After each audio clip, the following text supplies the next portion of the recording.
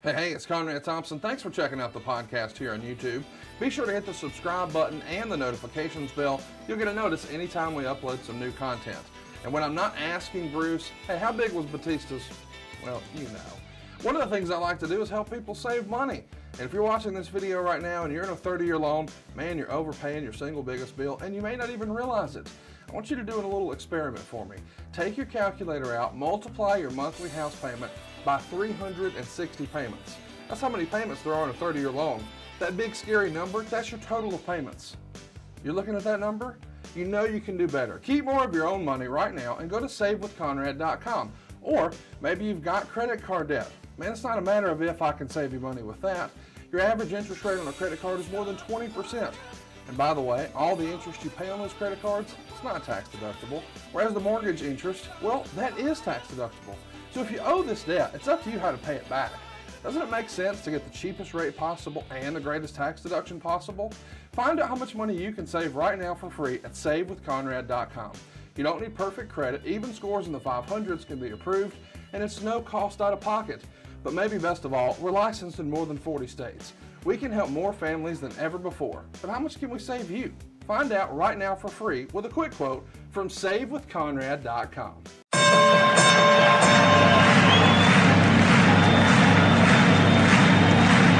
Ladies and gentlemen, welcome to the main event. Welcome to WHW Monday. Tony Schiavone and Conrad Thompson. Jim Crockett for Starrcade, 605 NWA. TV title, Cajun Omni, the Bunkhouse Stampede. Flair and Horseman, Garvin, Bogey, Magnum, Dusty, Express Tag Teams. Turner, Bond, and Mid-South Joint World Championship Wrestling. Talking about the great years of World Championship Wrestling, the NWA, and Jim Crockett Promotions. Tony and Friends North, they win. Look, Schiavone's back again. World title split off center stage, Bischoff, Disney, Hogan, and Nitro. New World Order and The Crow. Thunder, Russo, Arquette Champ, Vinnie Mac, simulcast. Tony's back with Conrad, not your classy podcast. Watch along, try not to laugh. Lowest rules, cat back. This wasn't the initial plan. Tomsing's a good-looking man. Klondike Bill, make a chant. Tommy, you come over here. What happened when? WHW Monday. And now, let's go to the ring. And here's your co-host. Hey, it's Conrad Thompson. Hey, it's Conrad Thompson, and you're listening to What Happened When? With the voice of your childhood, Tony Schiavone. Tony, what's going on, man? How are you? Conrad, how you been, bud? Man, better than I deserve. I'm happier than a puppy with two Peters, and I'm excited to be here with you. We're talking about my favorite thing, WCW in 1997. Fire up your WWE network. Get over to December 8th, 1997.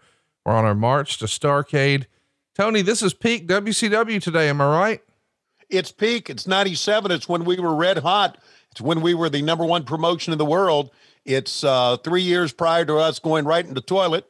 But there you go. There it was. And we were all loving life back then. So, well I can't say we were all loving life back then. I shouldn't say that because a lot of us were miserable.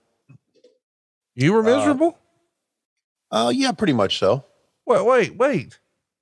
Things are better than ever. You're not feeling like you're going out of business any day now. You're the top wrestling company in the world. No. I still think we're going to go out of business any day now. Even when you're on top and crushing. Yes, sir. I'm thinking in the back of my mind, things are going so well, but we are so fucked up as a company. On many levels. I'm not talking about creativity. I'm talking about just organization. Connection. Yeah, organization. Just not good people or capable people running things, with the exception of maybe Keith Mitchell and Eric. I thought Eric knew what he was doing. Very confident in him, but wasn't a good company, and I knew it. And when the end came, I wasn't surprised. And the only thing I was surprised about was it took so long for it to come. I've said this before, that when I arrived back from the WWF in 1990, I really thought, man, we're not going to last long. This place sucks.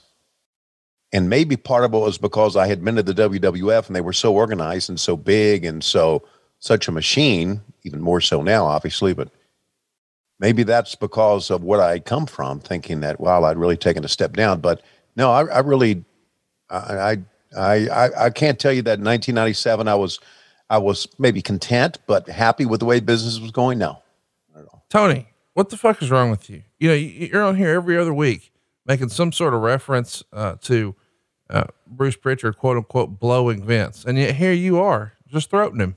When did I say Bruce Pritchard blowing Vince on the show? Oh, maybe that's just in our text message conversation. In our text message, I say that all the time, but not on the show. Oh, my apologies. Okay. My bad. Well, listen, I don't know.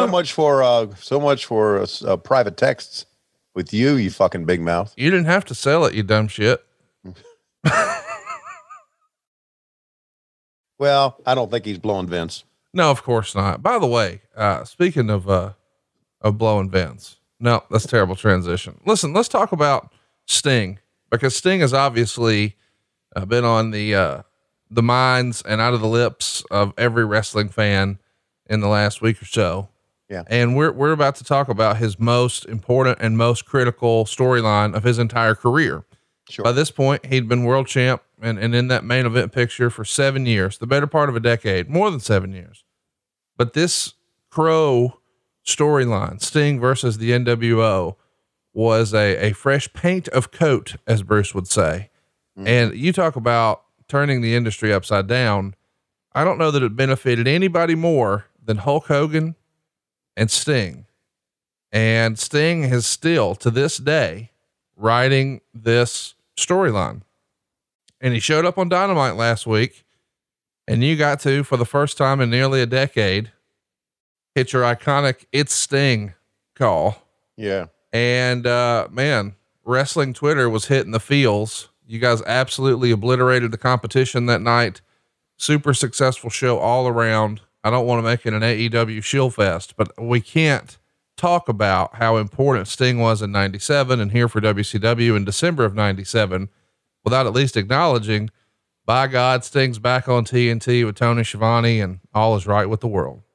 Yeah, it feels good. It was quite a night on many levels. I had heard that Sting was coming in, and that's all I'd heard, that they are talking to Sting and looks like Sting's coming in. That's all they would let me know, as much as I am behind the scenes. And when I got there that day, we had the meeting the night before. And when Tony Khan goes over the meeting, he'll just say, like, for instance, he said this, he said, Cody and Darby will have the match against Team Taz. The match is scheduled for whatever, 5 minutes plus a commercial break, and then another 5 minutes on the back end or whatever time it is. And then at the bottom of it, it said 5 minutes for post-match angle. He said in there, 5 minutes for a post-match angle. It'll be really cool. You guys will like it. That's all he said. Right. And that's all he says during the meeting. So that was Tuesday. Wednesday, and I get there and I'm told that Sting is coming tonight. Right. And so I'm thinking, wow, this is some big shit, man. Yeah, it is. Yeah.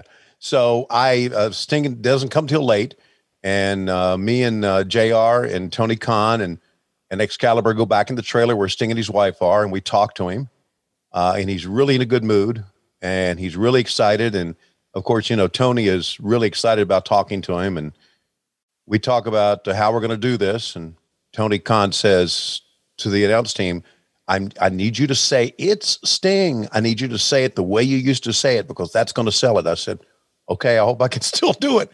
So as the night progressed, and of course, it wasn't at the end of the show, but as the day progresses, I'm starting to put pressure on myself. Yeah. I'm like, can I still fucking do this?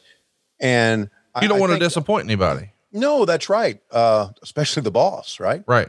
Most of all. So I think in going back, and I didn't listen to it, but I think my voice cracked a little bit. It did. Because, but it's not what it was. My voice is not what it was 20 years ago. Well, he's not what he was 20 years ago either, Tony. This is the definition of a nostalgia pop. And I'm so excited that he's back and can't wait to see what y'all do with him. But dude, you're being too hard on yourself. We fans, everyone listening to this, myself included, I'm the first listener. We fucking loved it. And I'm super excited. listen, I know there's people who are shitting on it, but by God, people shit on everything on Twitter. This is why Tony left it. Right. If you enjoyed it, don't let anybody rob you of your enjoyment. Yeah.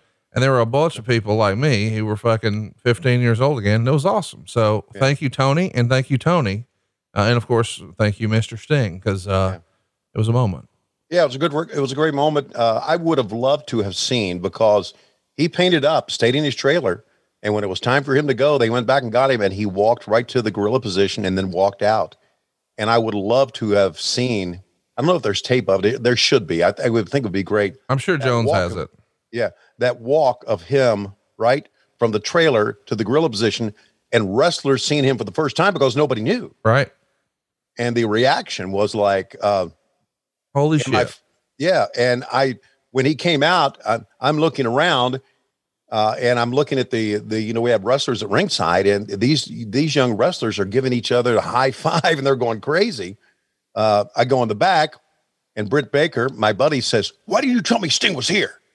I said, because I'm not going to tell you everything that I know. I can't, you should have told me, shaking her finger at me like that. I said, "Oh, sorry." But by the way, you even kayfabe me, because when I hit you about it a while back, you may not have known then, but right. I didn't know when it was going to happen. I knew they were negotiating with him. Sure. So, right. So yeah, but it worked out great. This Wednesday night, we're doing another thing with him, me and him again, which is pretty cool. It's been reported. You can check it out tonight. I think they're even promoting it as "We'll hear from Sting." So you'll hear from Sting tonight. Mm-hmm. And, they even, I believe in the graphic, promoted that he'll be speaking with Tony Schiavone. So boy, that goes back a long ways. Does it not? You holding a microphone for Sting? Yeah, it does. It goes back a long way. And I just, I hope it means some pretty good things for us moving forward, because I know he's excited about being here, and I'm excited about being a part of it, and all that. So, well, congratulations to everyone involved. Big night. And I know it was a big night for you personally. And, all of us were brought back to the Attitude Era. And that's what this show's about, boys and girls. It's about nostalgia. Without further ado, fire up December 8th, 1997. We're going to do a little watch along here with Tony. And I want to mention, you can actually do this with us over at adfreeshows.com. We're actually doing a video version of our show now, available at adfreeshows.com. You see Tony talking to you, and I'm talking to you. And of course, you can watch along on your big screen at home if you'd like. It's a 2-screen experience, if you will. But of course, if you don't have that, man, just go ahead and enjoy the show like you always have. Tony, December 8th, 1997. I've got Nitro pulled up on my side. I've got closed captions on. I've got it muted. I'm ready for a bit of a countdown. If you're ready to see if you can still count to 3, because that's a challenge at your age without your Prevagen. So should I go 3, 2, 1? It's Sting. No, I'll just go 3, 2, 1. Stand by. Here we go. Wait, no, you know what? Let's do that. Let's do 3, 2, 1. It's Sting. We'll do it a little different today in honor of Sting being back on TNT. Roll Tide. Okay. I wasn't prepared for it, but a lot of times I'm not prepared for anything you throw at me. And, I'm doing this because, our low-key big hogs and our glass bottom boat riders, even though I have asked them to come out and give me some countdowns, we got some real lazy pricks out there, like Adam DeMoy. Bunch of little Schiavones. Yeah. Yeah. And so here we go. In 3, 2, 1, it's Sting. Track it. Little Toad at Starrcade. I'm gonna watch Larry Zbyszko take your keister and kick it up between your shoulders so you look like the Hunchback of Notre Dame. You have done it this time, Bischoff. Spit it out. He's lost for words. I know it. Thank you very much, JJ Dillon. No! By the way, how great was Eric Bischoff as a television character? Oh man. Wow. He was top notch. He really was. Eric, I really think Eric could have probably done movies or TV shows. I really do. Yeah. He could have, besides just produce them, he could have been on air. Yeah. Could have been on air. Absolutely. Yeah. Hey, I want to mention, I'd be remiss if we didn't talk about it as we see the view here from Buffalo, New York. Mm-hmm. The reference to kick his keister between your shoulders so you look like the Hunchback of Notre Dame. Is that a tongue-in-cheek reference to Herd? No, no, I don't, it could have been, it didn't come at that time. It didn't hit me. That was it. So probably was. I'm pretty ruggedly handsome here though. Dude, I'll tell you, you're starting to pack on the LBs a little bit. You're not quite as svelte, but you're looking good. You got your collar buttoned down. You're not wearing a stupid ass cummerbund or some of the weird shit we've seen you wear. Mike Tenay looks like he's wearing his dad's jacket though. Yeah. And then over on the right, I think every insurance salesman and door-to-door salesman in America had that same tie in 1997, the one that Bobby the Brain's wearing. It may have. This was a hell of a team. Me, Heenan, and Tenay. I could always set the table. Heenan could, give us the sizzle, and Mike could give us the information. It was, I really enjoyed working with this team. I really did. When you look at this trio, you got to think it's one of the best. When you just talk about playing their roles at an announce desk. Yeah. But it is sort of depressing to look back and realize that of this trio, the best and most talented part has left us. Yeah. No laugh. So listen, let's talk about that dynamic for a minute at the announce desk. Wait a minute. You just shit on me just now. Yeah. Let's slow on the uptake today. Okay. There you go. So anyway, what were you saying? Let me speak on this. Okay. Bobby Heenan is the greatest sort of heel, smart ass, one-liner comedy color commentator. Mm-hmm. But if you need like a real analyst, a guy who is going to break down historical references, the maneuvers, et cetera, that's Mike Tenay. Yeah. And then you're directing traffic. Yeah. If you could go ahead and you're steering the ship, that's another way to say it. If you could assign a word or a title to those three spots, what would they be? Cause like everybody just screws this up and they say, oh, he's on commentary or he's doing play by play or he's doing color. But I'm sure at a more granular level, there is a specific descriptor for those three seats in particular, but we don't know that because, we're a bunch of marks sitting at home watching on TV. Right. I guess I was the play-by-play or host. I don't know, play-by-play, let's say. Heenan was color and Mike was analyst. Could that be? Yeah. Or Heenan was, I don't know, sizzle would be a good word but no, Heenan was color. He added the color. He added the flair to it. He added the spice to it, so to speak. And, and Mike Tenay was the analyst. He analyzed everything. He talked about the moves. He was kind of like, in many ways, the grandfather of Excalibur. Yeah, no, you're exactly right. That is a great way to describe him. Hey, let's talk about Ray Traylor here for a minute. I got to tell you, of all the versions of Konnan that we've seen over the years, I probably like this K-Dog version the best. Yeah. At least in America, I know he did a ton of stuff. He was like the Hulk Hogan of Mexico. By the way, I introduced, my dad came to Starrcade too. He'd never been to any of our stuff, so he didn't know what the fuck was going on. So he was a little overwhelmed with, what are all these people doing here? But then, we're hanging out in the back room and, I'm just shooting the shit with Konnan, and Mom and Dad come over and I introduce him to my dad because Konnan loves football. And I just assume, hey, these guys are going to hit it off and talk about football. But I could see my dad's wheel spinning like, okay, who was this guy? Right. Right. And so I reference, hey, this is Konnan from the NWO. My dad gives him sort of like oh, okay. But like, he has no idea what I just said. Right. So I said, let me put this in perspective. He was like the Hulk Hogan of Mexico. And Konnan immediately says, with less racism. And, and immediately I was like, I got to go get a drink. I'll be back. But it was, I don't even know my dad got the reference. Cause it's not like my dad keeps up with wrestling news. So he didn't know that there was some sort of scandal or whatever, but yeah, the timing, Konnan's still fucking sharp, baby. The timing was there. Yeah. Anyway, this version of Ray Traylor is like the forgotten throwaway version to me. This cut off sleeves and leather pants. I'm not saying he's not a capable performer. And I know you probably fell in love with him as Big Bubba Rogers. I first became familiar with him and loved the Big Boss Man character. Still think it's his most iconic.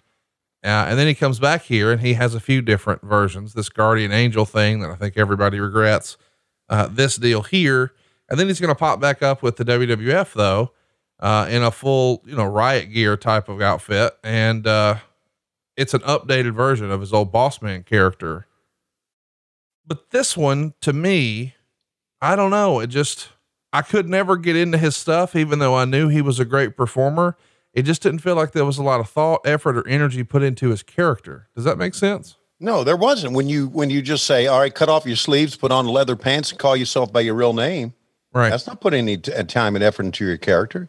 And listen, he always will be, even though he was Ray Traylor, Big Bubba, right? Yeah. And even though he was the Guardian, he always will be Big Boss Man. Right. He always will be. I mean, that was it.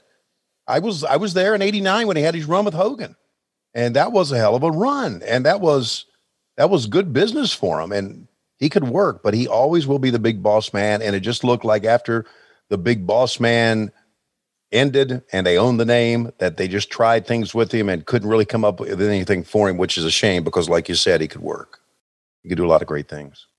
Hey, speaking of great things, I hate to bring up such a negative thing right here at the top of the show, but Pat Patterson has passed away this past week, 79 years old, rather unexpected, which is weird to say when you're 79 years old, but we had all just recently, or not too terribly long ago, it feels like, hung out with Pat and had a great time. And, you know, gosh, more than 30 years ago, you spent a lot of time with Pat, and we've spent a lot of time this last week trying to memorialize Pat and all that he meant to wrestling. And Meltzer even tweeted basically that he is the second most influential person in wrestling in the last 40 years, obviously behind Vince McMahon. Sure. But I don't know that he's always necessarily gotten the credit. And some of that may have been because, you know, he was always behind the scenes, most of his contributions, you know, of that era. But you knew the real guy. And I wanted to give you a chance to just sort of share your thoughts and memories of Pat Patterson. When I had my interview with Vince in 1989, when I went to Connecticut, to Greenwich, to the house, Pat Patterson was there. It was me, Vince, and Pat. And, well, is this the beginning of the Sting angle, or what's the lights are darkening? I don't know what's going on here. Let's track it here. Let's see what's going on. Watch out, fans. Anything could happen. We are live. That's right. You know, with the NWO around, anything at all could happen here. I'm going to the back. No, you stay right here, Brain. Fans, this is truly a first in our sports. Vinny, you still here? Talk about looking over your shoulder. Yeah, you're not kidding, looking over your shoulder. You know how the New World Order has certainly attacked people from behind. When these lights come back on, they could have filled up the entire ring. Oh, this is nothing less than bizarre. See, the flash is going on. Still can't make out if anything's happening in the ring. Everyone is... I just see heads. Barely. You're not kidding. And everyone to a man standing here on WCW Monday Nitro live from the Marine Midland Arena. Well, we didn't want to blame Larry Zbyszko for sitting out here and being a sitting duck for the NWO, but wait a minute. And Konnan's down. Konnan is out. Konnan is out. So maybe this wasn't an NWO ploy. Ray Traylor seemed as shocked as anyone. Well, the look on his face tells us that he's surprised, but he's going to take the win and he's going to take the pin. How about that? I love the way Ray just put his foot on Konnan, and kept looking around like, I'm not sure what this was, but of course we heard the big drop. We heard the big bang on the mat. So I can only assume it was a Scorpion death drop from Sting. Sure. And so that was the beginning of, I guess, the whole storyline through the show. So, anyway, back to Pat Patterson. So I met with Pat and met with Vince, and Pat was, you could tell Pat knew everything about me, what I'd been doing, with, the Crockett's, the work I'd been doing. And then when I started to travel with them, it became, I was on the plane. Pat was on the plane. I was on the plane. Bruce was on the plane. Kevin Dunn, Vince, and some other time there was some others would be there that had to get back quickly. But we would also, between Superstars and Challenge, we would drive between towns, and Vince had a driver, and we would have like a minivan, and it would be me, Pat, and Bruce, and Vince, and sometimes Terry Garvin. And I remember we would be and this is one thing I always noticed about Pat. We would all be cutting up, having a great time, and Pat would too. But Pat would always be thinking about an angle. He would always be thinking about something to do. And it was like he was over there thinking, and we would be talking about some crazy shit, and he would turn to Vince and say, I got an idea about what we can do. And then they would start talking the business. And it always impressed me that he was always thinking about things to do and how to do things better. And that's why, even though I only knew Pat for a year, he made a profound impact on me, because I thought he was a freaking genius. And the reason he was a genius is because his mind was always working, and it was working about making the business better, or coming up with good finishes, or coming up with some good angle. And Vince really, obviously leaned on him for a great deal. So yeah, it's a big hole in wrestling. It really is. And, didn't know him long enough. I wish I would know him a lot longer, because he was really a lot of fun and crack jokes all the time. And even, I know there's a lot of talk about his sexuality out there. And there's even been talk that, back in the day, when he was working, he probably had to hide it. Yeah. Or he wouldn't have been booked. Yep. And he moved on into a company, Titan Sports, and the WWF, that accepted that. Yep. And accepted him for what he was. Yep. And that says a lot about Vince's company back then, I think. And even to the point to where Pat would crack jokes about his own sexuality to make us laugh, because we all knew it, and it was no big deal to any of us. We accepted Pat for who he was. So it was I often say that 1989 until this year, the last 2 years, 1989 was my greatest year in the business. And a lot of that was because of my relationship with Bruce, Vince, Pat, and Howard Finkel, and the people who worked in the front office, Lord Alfred Hayes. And yeah, Pat was a great guy. And I just feel bad that I didn't spend enough time with him. Well, he will be sorely missed. I hope, if you haven't already, Tony, and I know it's not exactly your deal to listen to wrestling podcasts, since you do too. But you should probably listen to the episode that Bruce and I did on Pat this past week.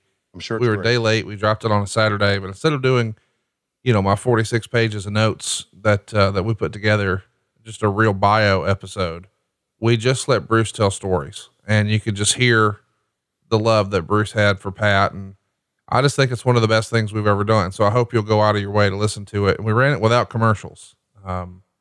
So hopefully you'll check it out and let me know what you think. Yeah. I do want to tell you one more story, and it's happened in Chattanooga, and I'm going to tell it as best I can remember it, because it told me a lot about Vince and about the working conditions, about how great it was to be back then with them. Pat used to make a lot of jokes about his sexuality, and to the point where it didn't matter. He would just make jokes about it. And Vince came to me in Chattanooga. He said, I need to ask you something. He said, Pat makes a lot of jokes about his sexuality, about being gay. Does that bother you? I said, no, not at all. I really enjoy being with Pat. He said, okay, if it ever does, let me know and I'll tell him to stop. But I just want you to know that's what we accept Pat for what he is. And we love him, and he's always been a part of this. But if you're uncomfortable with him talking about stuff like this, let me know. And I wasn't. I never have been. And so that was a part of being with Vince at that time. That was very, very cool, and getting to know Pat and his humor. And I met Louis, and we did a lot of trips together, a whole year of it. So it was good stuff. Tell us about Louis. We haven't spent enough time on our shows talking about Louis, but obviously everybody who was close and on the inner circle got to meet Pat's longtime companion, and these days would have been referred to as a husband, but right. By God, as back-asswards as America was back then, that wasn't even legal, which seems like such a fucking dumb thing in hindsight. Like even having to say the phrase that you've did a few times now, we accept him for who he is or what he was or whatever. Like that's so out of context for 2020, but that was the way of the world back then. Yes, it was. Yes, so it was. A lot of time in his wrestling career, he had to sort of hide Louis, and Louis was not something that he shared, or not someone that he shared with just anybody. But you did get to meet him. And I think a lot of wrestling fans who've heard so much about Louis this last week probably want to learn more about him. I know that Louis, from what I understand, was a bit of a hairstylist and, really loved Pat and was with Pat, you know, basically his whole life. Louis to me was just another guy hanging out when there were some parties and Louis was there. And this was Louis, Pat's friend. And I can't tell you that much more about him other than I did talk to him, and he was a great conversationalist and very friendly. And, you know, he and Pat never did anything to make anybody uncomfortable, but in the backstage area or in the life that we led in the WWF, they didn't try to hide it either. So Louis was a pretty cool guy. He really was. And, he had some, I remember Louis having some very colorful sweaters. I remember that. But hey, look at me. I mean, you saw my red pants, right? I love colors. Yeah. If you think that immediately what I thought of, cause I was like, wait a minute, I haven't busted his balls about those salmon pants yet. It's not salmon. It's red geranium. Well, I'm colorblind. You fuck. You're making fun of my disability. Don't call them salmon if you don't know what they are. Someone online called them salmon. I can read. They're the dumb motherfuckers, not me. Well, then quit calling me a dumb motherfucker. Okay. All right. So the red geranium, or as Taz said, red jabroni is what he called them. Well, pants. He's on to something. Yeah. For the first time in his life. So anyway, yeah, Louis had a lot of very colorful sweaters, and he and Pat were good buddies and good friends. And, they were a lot of fun to be around. Really were. Talk to me about, the treehouse. Did you ever go to what has been referred to by Mr. Flair over the years as the treehouse? No, I never did. Apparently they had, quite the house there in Connecticut that was just multiple levels and lots of windows. Oh, you mean Louis and Pat's house? I was there once. Yes. What'd you think of the treehouse? Well, I thought it was a very opulent house. You're right. It had a lot of windows, and I thought it was just one of them. Yeah, listen, I'm a old redneck boy. It's just one of them modern houses, right? That's man, this is a modern house you guys got here. You know, it was described to me as like this giant glass box that was like 4 or 5 levels, but it was sort of in the woods. So you feel like you're in the wilderness, but you're not that far from New York City. No, you're right. It was like one of those houses you would find in a movie. Yeah. Right. And out in the middle, all of a sudden you open up and you're out in the middle of the woods, you see this gigantic glass house and you think, holy shit, someone important lives here. But yeah, I had been there, so I didn't know it was called the treehouse, but. Well, that's just what Rick called it. I don't think they ever referred to it as that. He just, Rick, of course, remembers waking up drunk in what he called a 5-story treehouse. And well, I'm sure he does. And I'm sure Rick remembers waking up drunk a lot of places. You have it in for old pop these days. Don't you? I don't. No, I don't. I mean, wouldn't he say that? Yes. Okay. I was just giving you shit. Well, I don't have it in for Pop. Not at all. I haven't talked to Pop since I don't know when. Since you became a turncoat and signed with AEW. Is that what I'm called? A turncoat? Well, it's funny because, he asked for some help in putting together, you know, I guess I'm not betraying confidences, but he listens to our show. Yeah. And so he hears you shitting on him. He doesn't listen to our show. I swear. Hey, he doesn't have time to listen to our show. Let me tell you, cause he's going to hear what I'm saying right now. And he's going to text me and call me a motherfucker. Which I guess is true if you think about his granddaughter. Anyway, here's the deal. He listens to the show and he doesn't, I don't think he even knows how to listen on like the podcast app. I think he just listens on YouTube. But he, there was something that really cracked him up when me and you were doing the old Starrcade 93 and we're talking about him and Vader.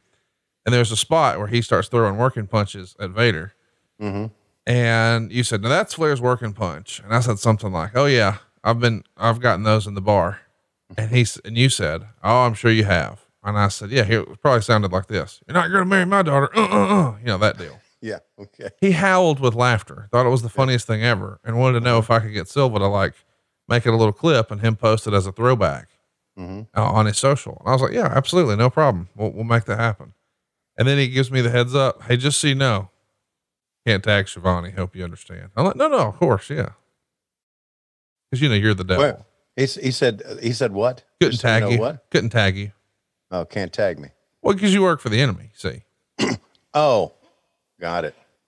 Isn't that a shame? No, it's all, here's the deal. It's not him. It's not him. That's what I know. It's not him, but that's what the shame of this world is like. It's a fucking shame. It is. What's a bigger shame though? The fact that he can't tag you, or that you can't manage to tag actual Sting in your tweets. You tagged some fucking goof at Stinger, and I've been texting. My daughter did that. Oh, really? You're going to fucking pass the buck to her. Way to go, Dad. Yes. Super dad. Well, what she did was whatever she did on Instagram, I copied and pasted on Twitter. And I think maybe on Instagram, he is Stinger, possibly, but he's Sting on Twitter. And to be honest with you, I don't give a fuck what he is on what social media, because social media doesn't make a fuck to me. Well, you got to get hot about it. Yeah, I do have to get hot about it. Okay. I had this great night, and the only thing you can say is Stinger. Okay? Oh, whoa. I put it over to you huge when it happened. I don't remember that. Let's, you want to track this? No, I want you to tell us what you think Disco's saying. Okay. All right, Disco, I want to ask you a few questions. Are you like the worst talent ever in the business? Me, the worst talent. Have you ever seen Evan Courageous? Yes, I've seen Evan Courageous. And you're thinking I am the worst piece of talent in the business? Evan Courageous has abs, has dreadlocks. I don't, and he can't even work. He blows up when he walks to the ring. I mean, we just saw Mongo McMichael in there, and a guy like Matt Coon, who is 800 pounds, thinks that Mongo McMichael is the worst worker in the business. But no, wait a minute. I know about Mongo. No, the worst worker in the business is Evan Courageous. Even Tony Schiavone, years later, who can't remember shit, remembers how bad that fucker was. He was the worst, and he was cocky. And you know what? Fuck you. I'm out of here. Never compare me to him again. Fuck you, Baldy. All right. Coming back with, I said, fuck you, Baldy. That might have low-key been one of your best ones. Fuck you, Baldy. Okay. No, I just mean in terms of you were really making sure that the mannerisms were matching exactly what you said. Oh, it was tremendous. Yeah. Oh man, we're back from a break and we've got yet another promo. Whoever formatted this shit needs a day off. Oh boy. Here we go. All right. We were talking to Evan Courageous. Now we're going to talk to somebody. Hey, come here. I want to talk to you. Don't bury him. Don't bury him. Don't bury him. Have fun. Don't bury him. All right. Hey, I can't bury you. You damn right. You can't bury me. I'm telling you. That's right. I can't bury you. Schiavone was getting ready to bury me, but some bad things have happened in my life, so he can't do it because he's scared. He wants to be politically correct. Well, let me tell you something about Schiavone. You don't have to tell me anything about Schiavone because I know all about him. He's a fat piece of shit. He lost weight, gained weight, lost weight, can't book a show. Yeah, well, here's the one thing I can tell you about him is that with Conrad Thompson on ad-free shows, they got a lot of followings. Yeah, the people who have followings on ad-free shows are Bischoff, aren't I can't believe I'm going to say this, Arn Anderson, speaking of fat piece of shit, and Jim Ross, who I never did like.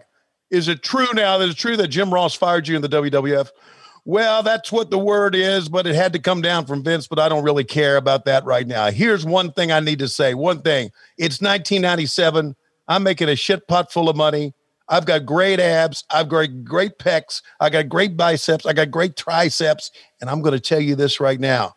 Well, wait a minute. Hold on a second. Are you going to say something about Lex Luger? I'll say something about Lex Luger when I'm ready, little bald man. What? I will say something about Lex. He doesn't look anything like this. Whoa. Take a look at these armpits, baby. They shut my armpits. I have these muscles and these dumbasses shut my armpits. Let's go back to the ring. Good job, Tony. Thank you. Okay. Speaking of sawed off runts.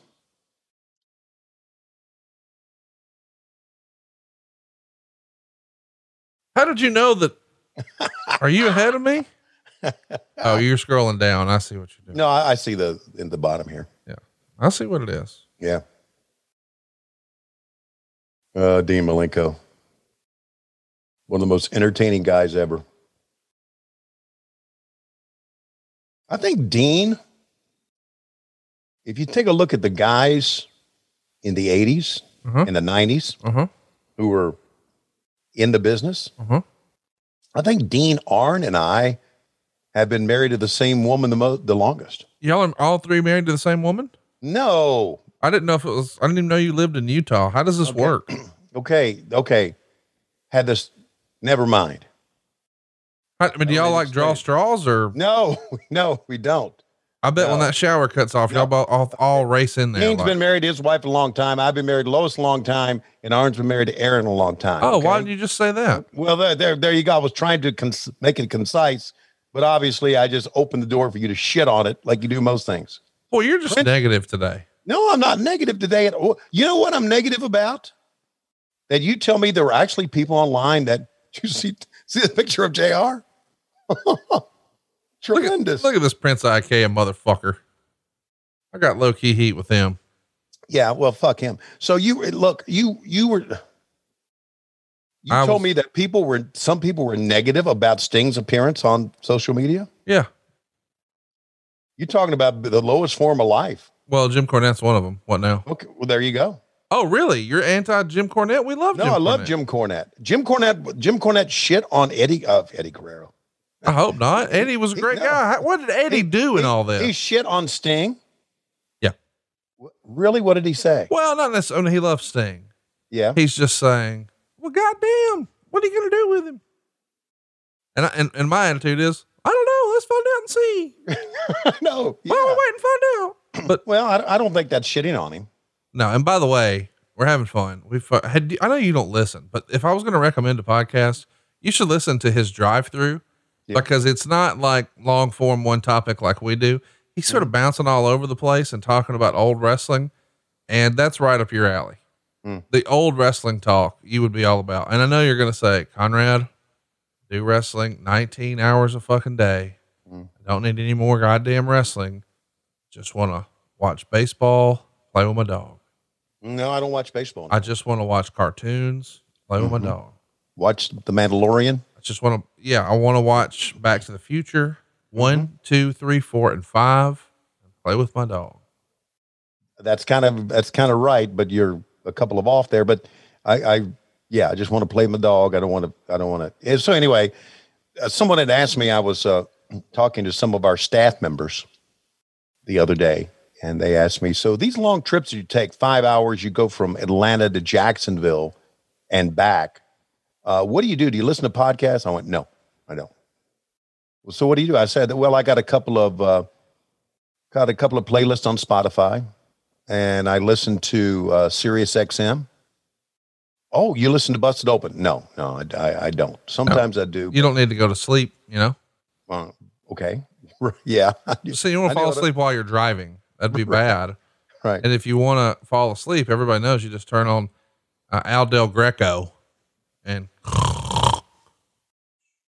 he's got hot takes like, I miss Becky Lynch, but I hope she has a beautiful baby. What do you think, Bubba?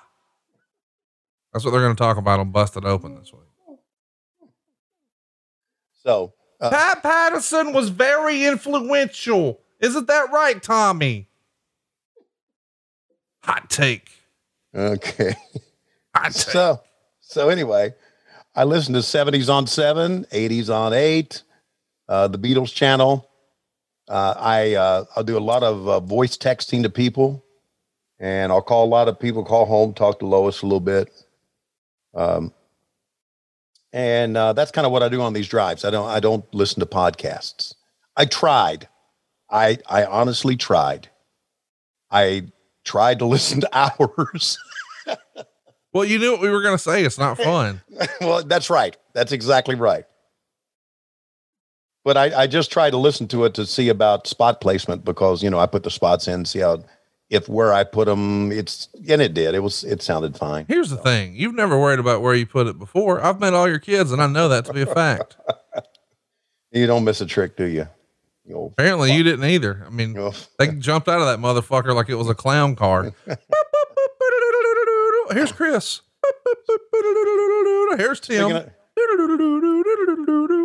Wait a minute. Good God, there's a Texas cloverleaf.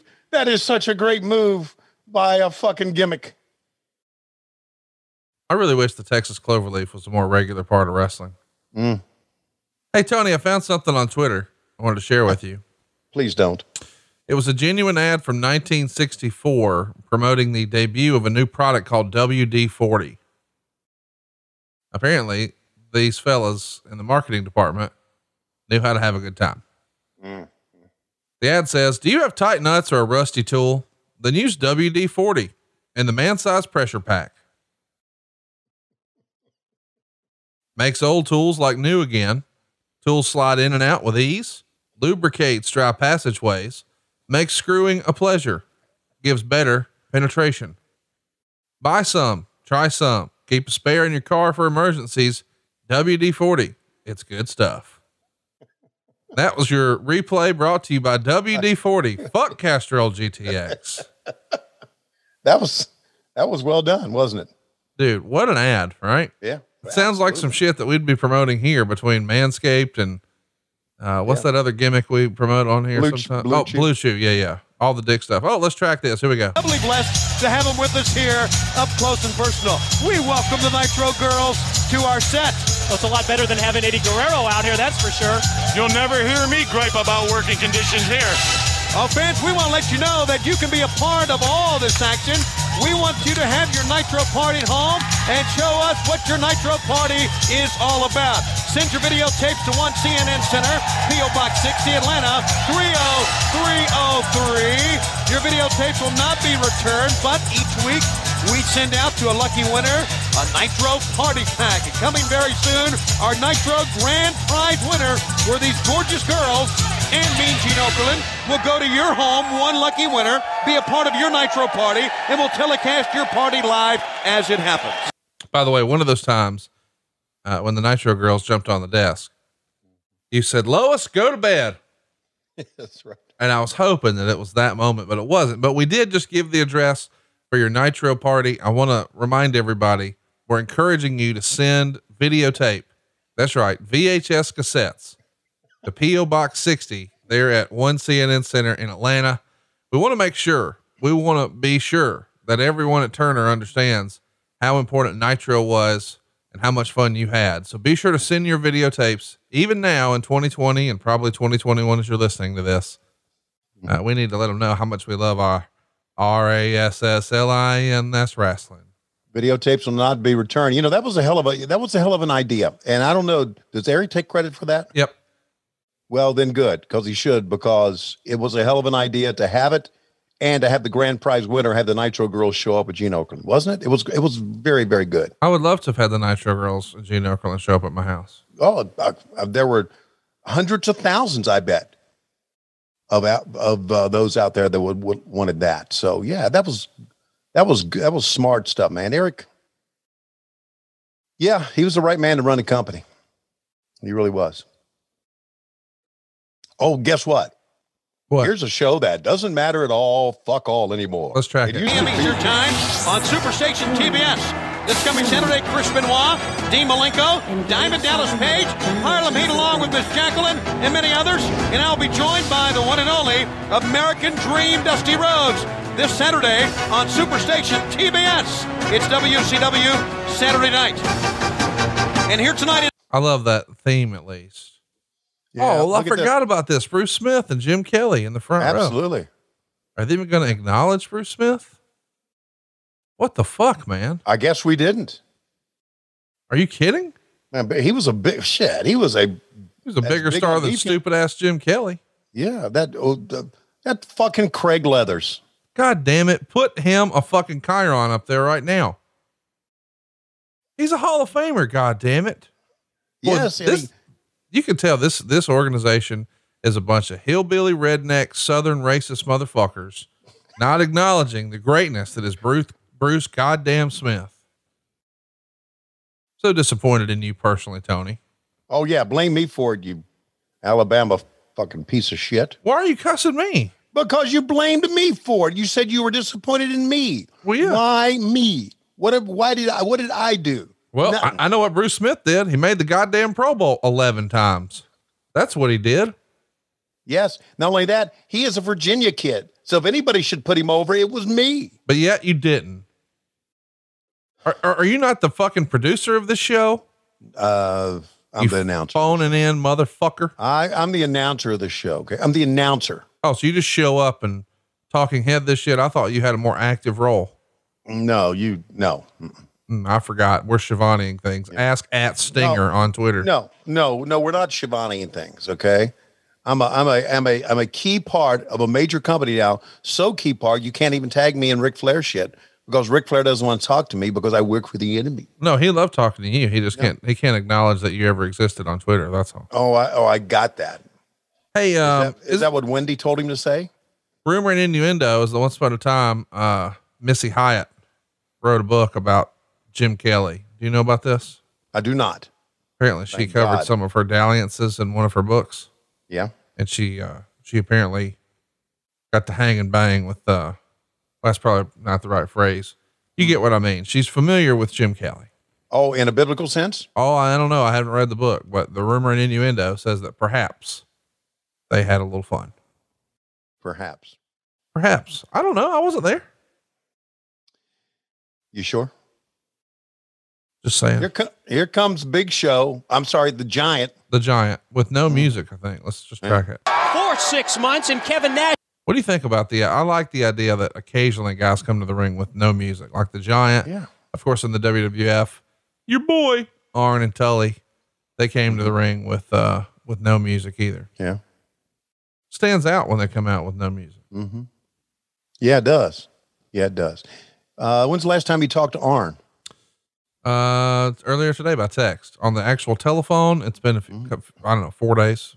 Yeah, he's I have so much fun with him now. He's funnier than he's ever been. What do you think? Mean Gene's talking to Giant about? What do you think Giant's saying back? Okay. Let me tell you a few things about me. I have body odor. I have hair on my head. Most people have body odor, Gene, so that's no big deal. But as we move along in this world, this hair is going to leave my head, and I'm going to shave my head, which is going to make me look even bigger than I am now. The fact is, I'm going to have a long, long time in this sport, and then I'm going to have my own sitcom. That's right. Have you seen my sitcom? No one else has. The fact, though, that I got it, and most of you motherfuckers out there wanted one, just tells you that I have a little bit more stroke than you do, motherfucker.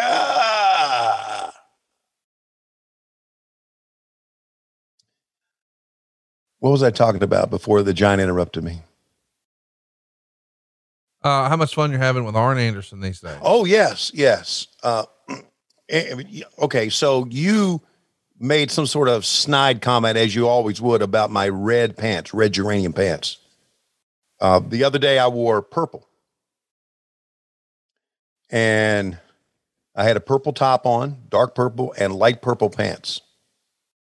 The dark purple was called Regal, and the purple pants was called Filtered Lilac, just to make sure you got the colors right. For those of you out there like you that are colorblind, it means nothing to you. No. Okay. So Arn Anderson walked up to me and looked at me, and he said, and I'm not going to get it as colorful as he did. He said, well, you look like an Easter egg. And that's good because you got the shape of one too. So he's the best, man. And of course, I was standing there with a bunch of people and we all fell out. So now he's the king of one-liners. He's the best. He's the best. You know what? I need to say something here. Oh, yeah. We tracked that WCW Saturday night promo. Yeah. Right. Yeah. And it was, you said, oh, this show sucked. And they listed off all this great talent. And I thought, way to bury everybody. Yeah, the show sucked. Okay. Because we didn't give it. Okay. I did the play-by-play on this show after Eric went to the NWO and Saturday Night and Thunder. And the pay-per-views. I was just thinking, you had no days off. No, and no wonder people got sick of me. Right. God almighty, I did fucking everything. And I mean, if you're going to watch wrestling, you turn it on and you say that fucking Schiavone's on there again. Well, no, they liked you. Like, I think in this era, everybody agreed that Jim Ross was the best announcer, but you were like, if there were flavors, right? Let's pretend it's Baskin Robbins. So maybe their favorite is Rocky Road. And yeah, that's Jim Ross. But you, oh, look, let's track it here. We see Sting coming down. through the mat. It was a dummy of Sting, and Kevin Nash took it upon himself with that baseball bat to hit the Sting dummy, right in the head. That's what they think they're going to do to Sting. That same baseball bat that he has hit the Giant many, many times before with. As a matter of fact, that same night, he hit the hand of the Giant, broke the cast off of the Giant's hand. How about this theme music right here? It's impossible for me to listen to this theme and not get hype. I know people hate that, but Benoit had cool WCW theme music. Yeah. Benoit was ultimately cool back then, man.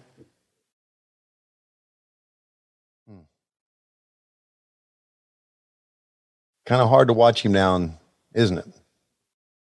Yeah. I know we say that all the time. If you have to block out how his life ended. And just, that's a hell of a picture right there, man. Look at that. They did a great job on that drawing. Yes, they did. Anyway, he's got to block it out and remember Chris Benoit, how great he was in the ring. All right. What were we saying before we tracked it? I don't know. We're old and terrible. Probably talking about Arn Anderson. Yeah. How great he was, how the king of the one-liners, and he can just make shit up. He can just put words together and make them funny. What's your favorite thing he squished together lately that made you laugh? I have to think about it, but, cause we've talked about the fact that he would just make up some shit that makes no sense, but for whatever reason, it's his delivery and it just murders you. Yeah. One time he just looked at me and said, "Hey, fly by night." It's like fly by night. Oh, I know what we were talking about. Ice cream. Ice cream. Yeah. So if Jim Ross was everyone's favorite, right? So if he's Rocky Road, you're also a flavor, and you would be, you'd be vanilla. Now here's the thing about vanilla ice cream. It might not be a lot of people's favorite, but don't nobody hate it. Know what I mean? Yeah. So I'm just saying you probably weren't anybody's favorite, but nobody hated you. It's like I was just a vanilla announcer. Vanilla. Well, but I'm saying hear me out. I can tell you're getting a little offended.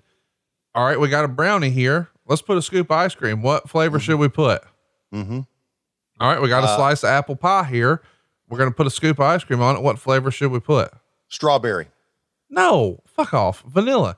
Hey, we're going to make a sundae and then we're going to add a bunch of shit on top. If you're colorblind, how do you know what flavor ice cream you're getting into? Because the fucking curtain says words on it. Stupid motherfucker. I'm colorblind. It doesn't mean I can't read. God damn it. How'd you get through life this fucking dumb? It says strawberry on the fucking box, you idiot. Bug, would you come over here and bite this son of a bitch for me? Please let him jump up and bite the camera right now. Now, seriously, dude, you're vanilla ice cream. And that's great. You can't make a banana split without vanilla ice cream. You can't make a fucking good milkshake without a vanilla ice cream base. You can't make a sundae without vanilla ice cream. You are king a la mode. You're good with anybody. You're good with anything. You could make Tanae look passable. Bobby Heenan's drunk again. No problem. We got old vanilla in there. Gonna make it better. Grandma's pie is terrible. Add some ice cream. The shit's edible. I'm just saying, you make shit passable. You used to do commentary with Rich goddamn Zucchini. Like Rich Zucchini and Billy Squash. You did both. You're vanilla ice cream, baby. It's a compliment. I'm trying to take it as a compliment. I'm going to tell you, that's a pro tip. If your wife tries a new recipe and it's terrible, she's overcooked it's dry or whatever. Notice I'm whispering right now. The go-to move is you just say, "Baby, this is awesome. But you know what would make this shit next level? Scoop of ice cream." And then you fucking choke that horse shit down. Even if it's mac and cheese? No. I said a dessert. Oh. Okay. All right. I'm just saying, sometimes she'll be adventurous. Oh, I saw this recipe online. And I got news for you. You couldn't put vanilla ice cream on Billy Kidman and make it any better. Well, I don't know if that's code for Tori Wilson, but All right, we're not going to track Benoit. I started to say let's track Benoit, or maybe you could do something silly, but maybe not. Maybe we just watch and wait till the next segment. That's because the next segment, I think we got Ric Flair coming up, and we could track that. Oh, thanks for the permission. Man, you know what? You are in an odd mood today. I was just trying to make you laugh, Tony, and I think I'm doing a good job so far. You are. Yeah. But how was your weekend, by the way? Oh, it's good, man. Alabama just beat the fuck out of LSU. Yeah. Well, what else is new? Well, last year they beat us, and then that stupid ass coach, who cheated on his wife and got a big contract, and she took all his money. So now he's happy because he's with co-eds, but he's a loser. He held a meeting in the locker room afterwards with all the players. We gonna beat them in recruiting. We gonna beat them every time we see them. Roll Tide. What? Fuck you. And they all celebrated. And then point spread was 30, and somehow they beat them worse than they've ever beat anybody. I mean, it was bad. And of course Auburn lost. So it was a great weekend at my house. Yeah, it was. Yeah. And only had to see Stan one time. So, well, there you go. And it was a great weekend in my house too. I was going to do the Vanderbilt game, and that was canceled right at the last minute. Oh, that's wonderful. Yeah. So I did some other things and did some business. You know, it's remarkable because we were supposed to tape, but you couldn't wait to tell me how you had to do all this crazy driving, and there was no way you'd have time. And then you just laid out and didn't do a goddamn thing all weekend. No. I did something. I did some very important. What'd you do? I just did some AEW work, which was very important. Oh, okay. I understand you want to fave your friends and family here. It's fine. Uh-huh. That's fine. No, okay. Listen, I texted a friend of ours on Wednesday and said, I've never been so happy to be faved in my life. So I'm glad you're faving me. I hope that means next week we get the thing we've all been waiting for, the reunion on screen of Sting and Lex Luger.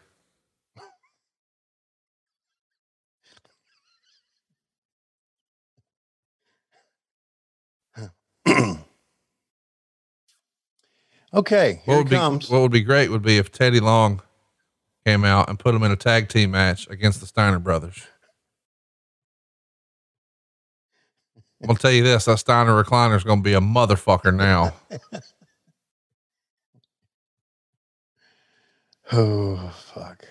Hope it's Sting who tries to take the Frankensteiner. Bite me, Vince. Oh, dude, I saw another one that said WWF, but it said Worst Wrestling Federation. Wow. How about Ric Flair in New York? And knowing as big of a sports fan as he is, you think he's going to mention Bruce Smith? Because Lord knows you fuckers weren't. Oh, my God. Well, why don't we track it and see if he does? I hope he does. I really hope for your sake he does. Here we go. I can't wait till he hits the mean, by God, Gene, woo, and all that shit. Here we go. Boy, Ric Flair, goodness sakes, upstate New York loves you. The world loves the Nature Boy. Mean! Woo! Gene! Buffalo, New York, the Nature Boy loves ya! Ric Flair, you and I have got a ton of things to talk about, and let's start one at a time and knock them out. Curt Hennig, what about this man? He has been a thorn in your side. Well, Gene, I just can't knock one out about Curt Hennig because I've got to talk about the whole NWO when I talk about Curt Hennig. You see, in a very short period of time, Starrcade will come. That means that to the best of my ability, I'm betting on Sting to beat Hogan. Now, we know for a fact that the great Scott Hall, the mighty Kevin Nash are for sure invincible. Wrong. The Steiners, if it happens, will take them down. Now, Macho Man, not sure what you're doing that night, but I was at the first Starrcade, I've got to be there. The 28th, that means Curt Hennig, I would like the cage. Oh, no. I would like you. Blood, guts, sweat. 2 guys walk in, Hennig. 1 walks out. And I guarantee you, at an event like Starrcade, it will be, the Nate Schiavone. One other thing that we must talk about, you touch on the subject of the NWO, Ric Flair. What about this bombshell a couple of weeks back that Bret Hart would be joining the New World Order? I said Bret Hart. Mean Gene,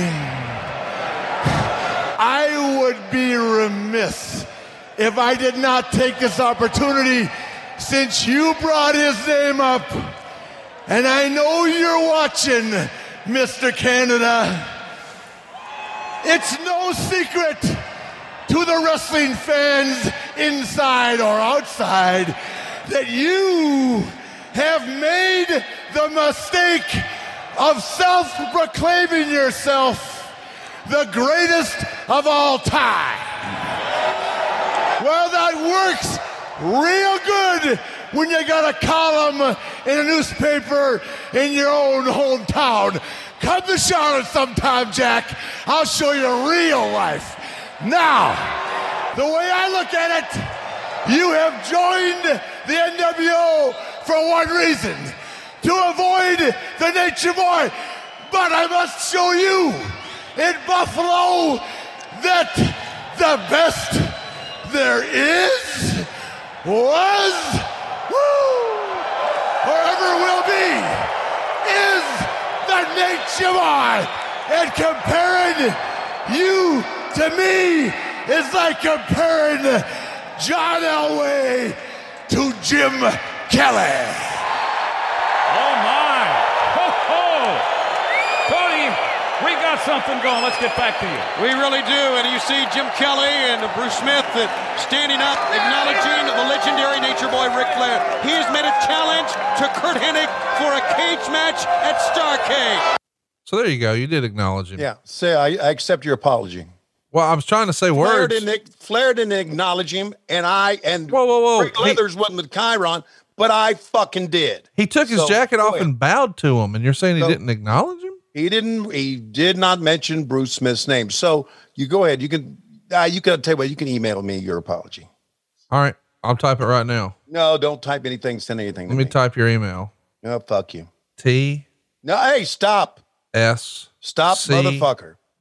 AVXIOVINO 3569 at bellsouth.net, at Reagan.com, at fuckyou.conrad. Hey, I just sent you the apology. I want you to read it on air.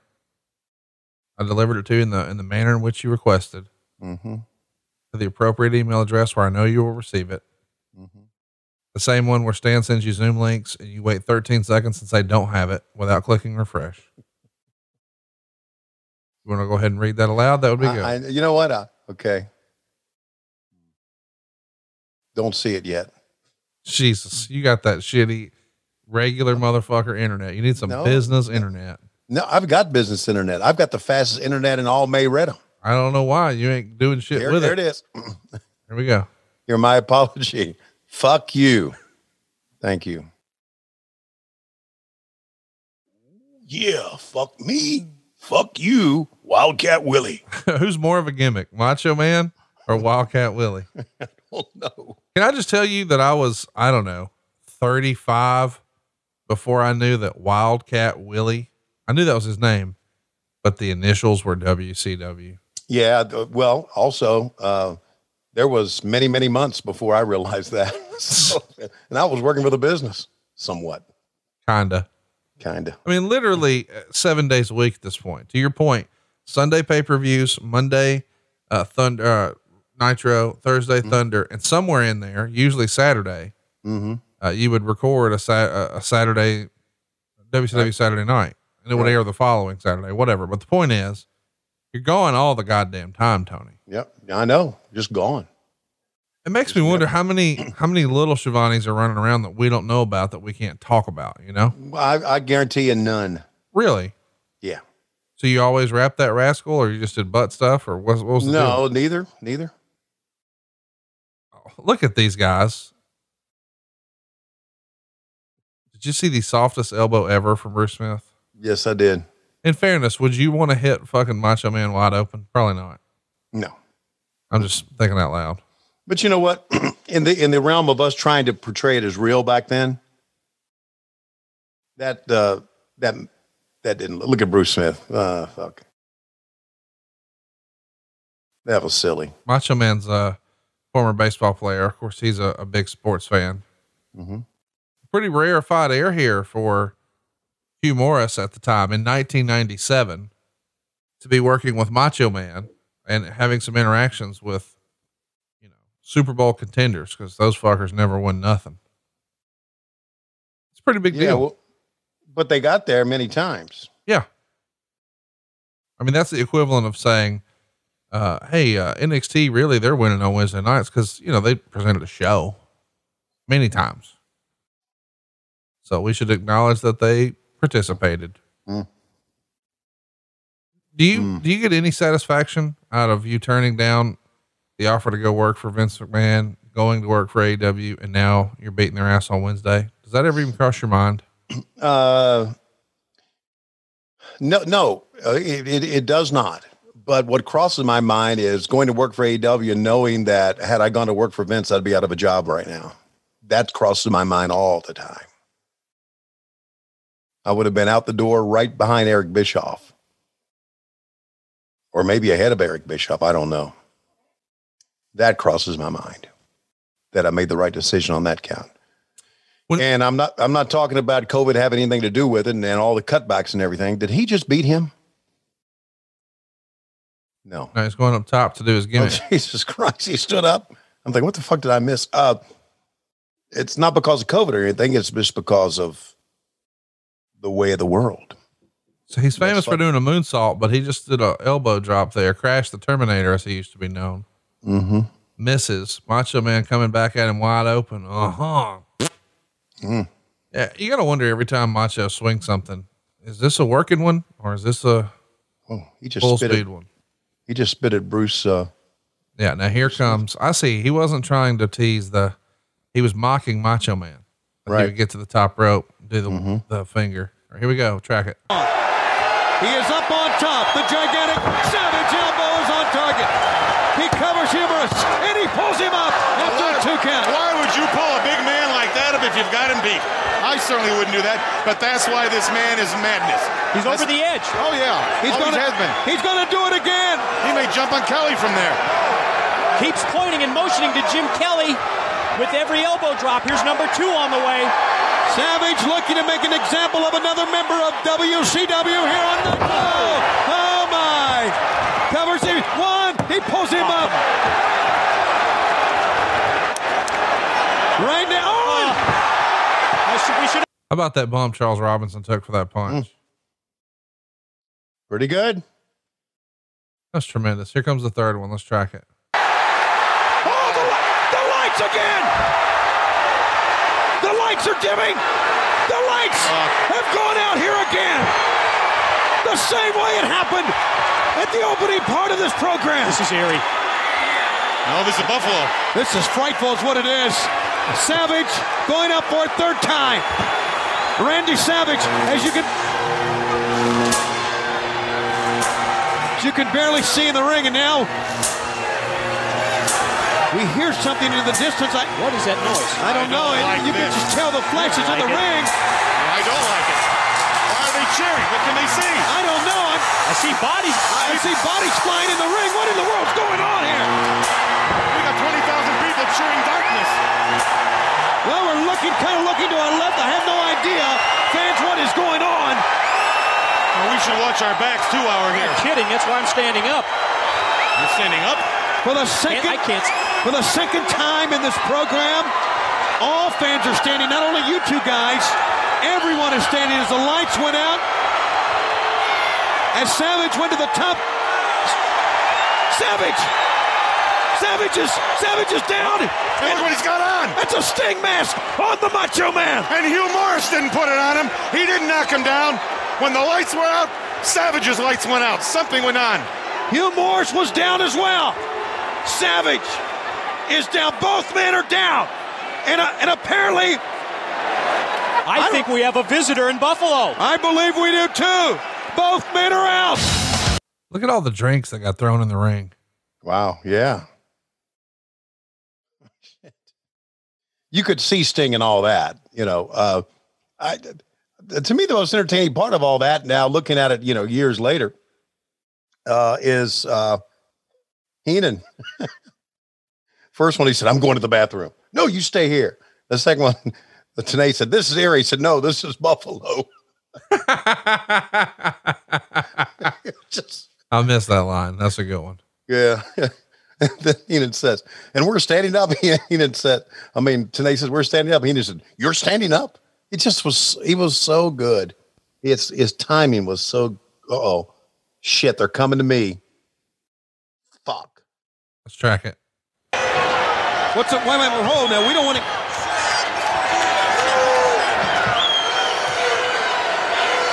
I get the picture. What we have here are the three monkeys. See no evil, hear no evil, and speak no evil. Well, these people, they might buy your crap, Schiavone, but the NWO, we know better. Your company pays you. WCW pays the production crew, and WCW pays the power bill. You know exactly what's going on here, Schiavone, and if you don't know what's going on, you better pray that whatever caused those lights to go out doesn't happen again. Because if it does, we'll be back and we're gonna take you out. We're gonna take you out. And we're gonna take you out. Capiche? Comprende? Do you understand?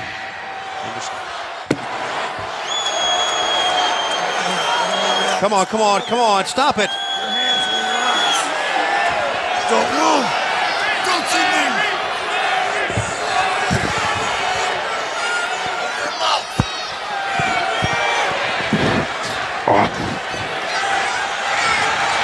Don't see me. Don't you move.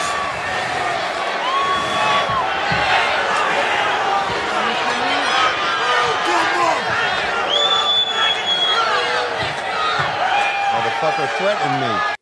Did that remind you more of middle school or marriage? Middle school.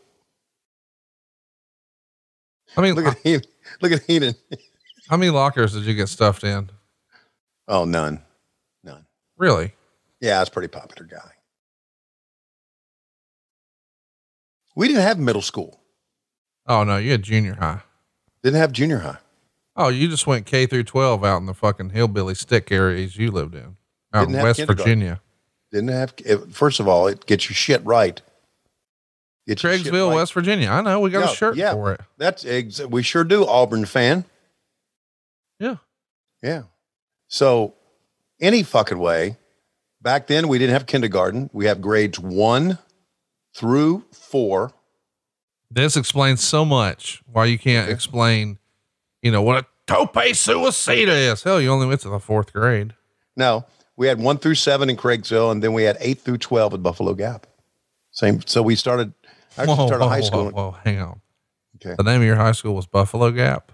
Yeah. Don't you say anything bad about the name of my high school. Who were your in-town rivals? Donkey Cooter?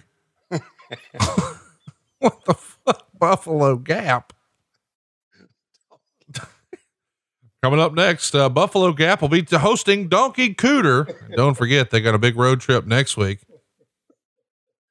They're going to be playing Duck Snatch right here on WFTF. AM radio. No, it was WFYC.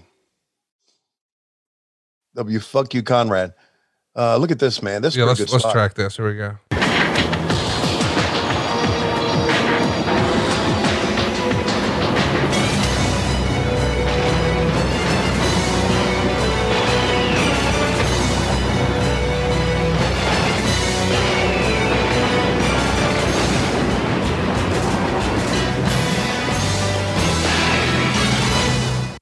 Tony, I would pay a handsome sum of money, a lot, to go back and relive WCW 1997. Yeah. One more time. That was a hell of a spot, man. I'm so hype on that. That was so well done. And then the bell rang. Then the finish happened because he wasn't tan.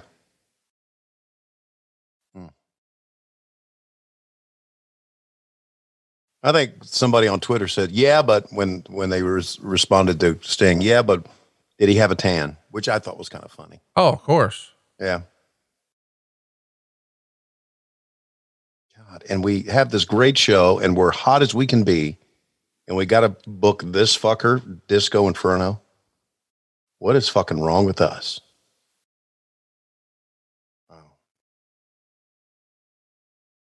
How about those clowns in the stands?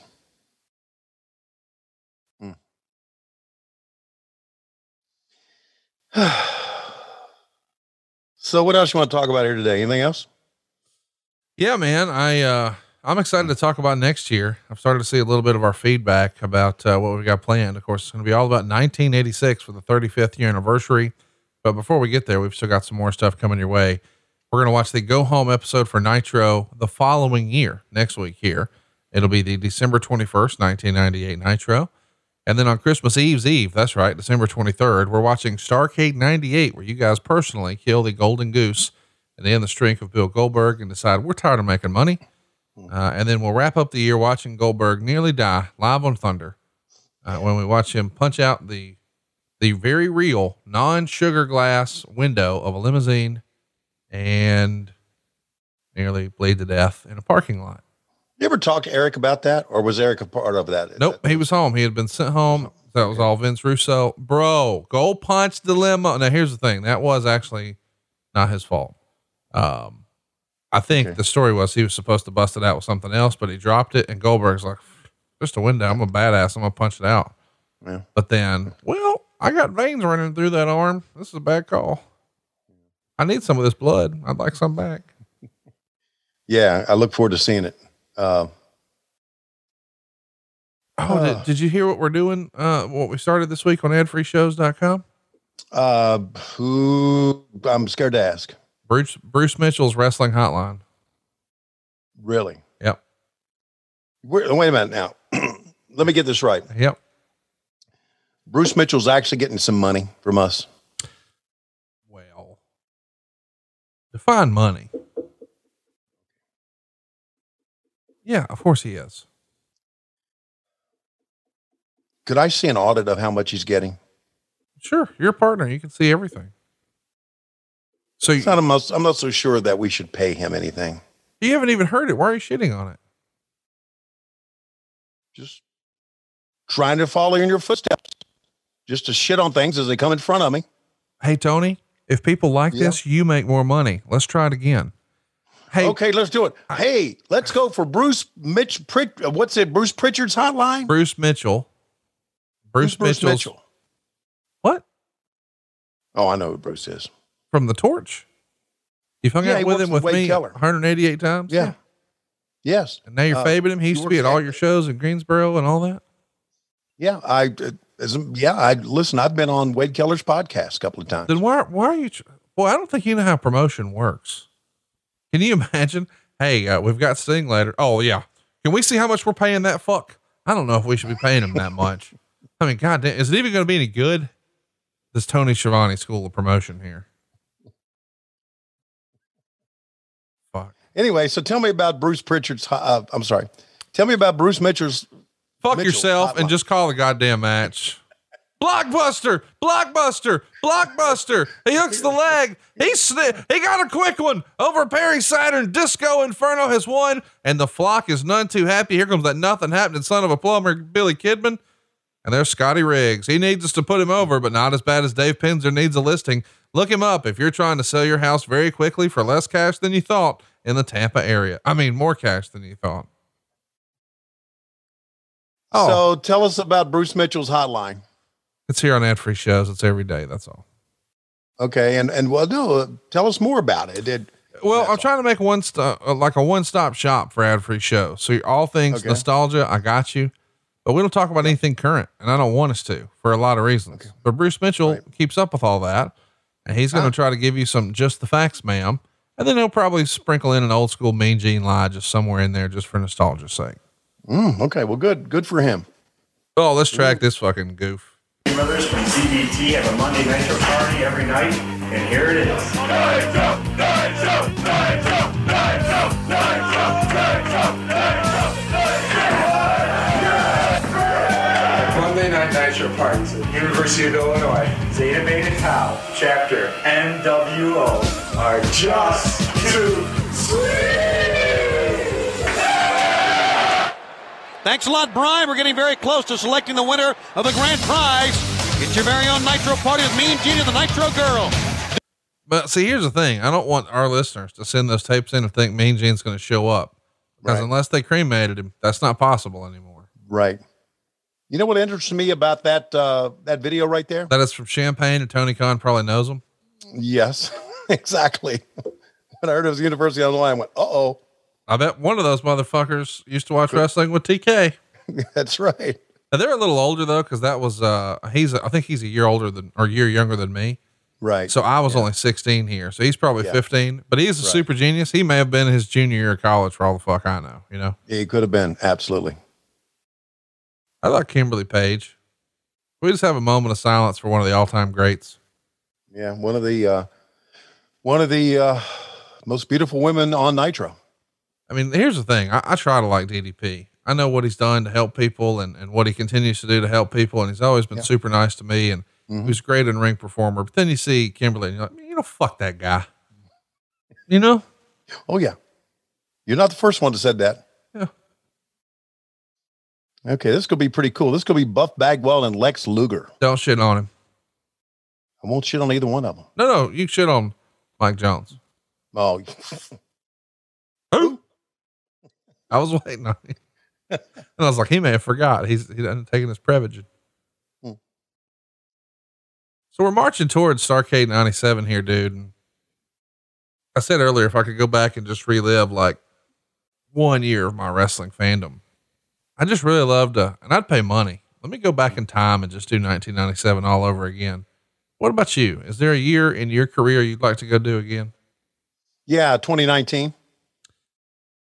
Let's just close the show up. This is God damn. You don't have to lick the balls too. Jesus. I'm serious. 2019 is the greatest year of my life. No, I tell you what I'd like to do again. I'd like to do 1983 or 84 again. 83. I'd like to do that again. Now, hang on. Let me back it up. Tony, if you could go back and relive 1 year in your illustrious career one more time, what year would it be? 86. I'm sorry. Yeah, probably 1986, Conrad.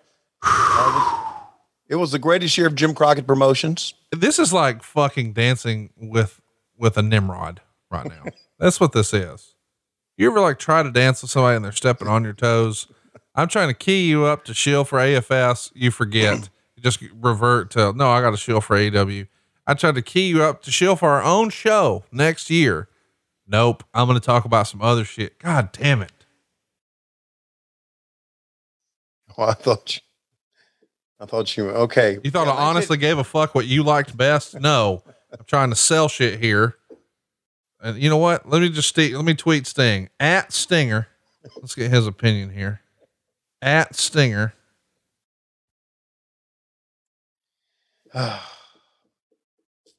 Well, anyway, 1986 was a tremendous year. Yes, it was. Great American Bash. Oh, so much good stuff. So much good stuff, man. Had those concerts, if you'll recall. We had concerts with Waylon Jennings. George Jones was in concert. Delbert McClintock. What is a fucking Delbert McClintock? Who else? That's what I want to know. Hey, can I get you to do a country song sometime? No more songs. What? No, it's Delbert McClinton, not McClintock. It's not. McClintock was the John Wayne movie, right? Delbert McClinton sucked. Who else? He sang Honky Tonkin' though for MCA. Yeah, no, he sucked. Of course, there was David Allan Coe.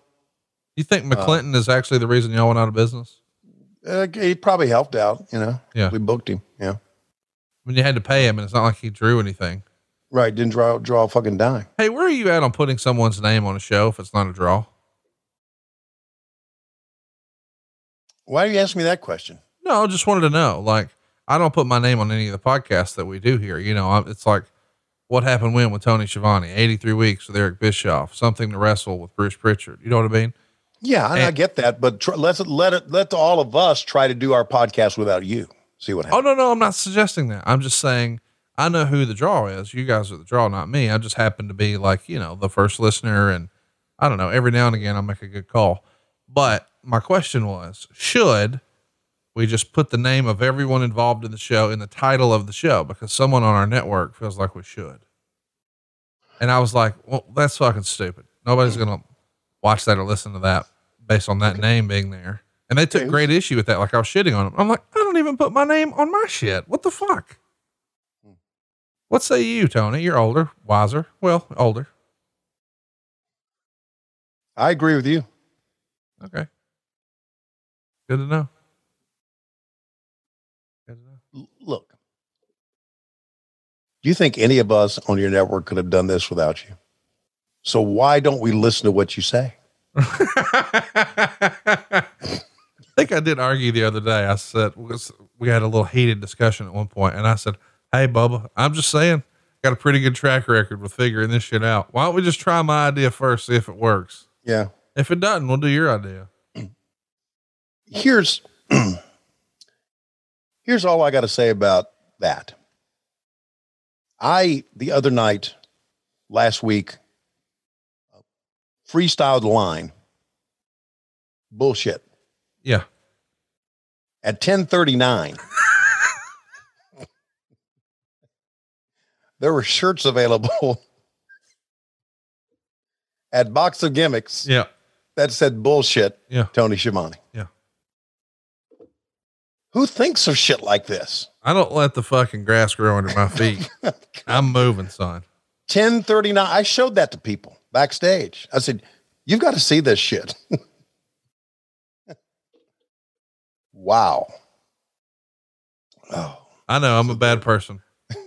A lot of people are going to hear that and think, boy, he's just a fucking thirsty motherfucker. But the deal is, I'm like, that's a fucking funny shirt. And we don't have to overcomplicate this. That's right. Shout out to Ryan for being on the ball too, because I have sent him some ideas like that where it was just one sentence. Yeah. And he wasn't watching live, so it didn't make any sense. Mm-hmm. And this time it made total sense. And Ryan was fucking right on the money, and bam, it was up. Yeah. And there were like 15 people said, I want one of them. Yeah. I said, God almighty. Is this amazing? The world that I've gotten involved with. Oh, wow. And here's the thing too. It's not, we should mention, we plug the shirts here all the time, but it's not like anybody's fucking making significant income on podcast merch. That's not a thing, but it sure is fun, Yes. Right. And it services our base who really, really are passionate about the show. So as much fun as it is thinking of dumb shit to put on a shirt, it's not like we're like, oh, goddamn, let's chop it up and pay our house payments. No, but it's fun. Yeah.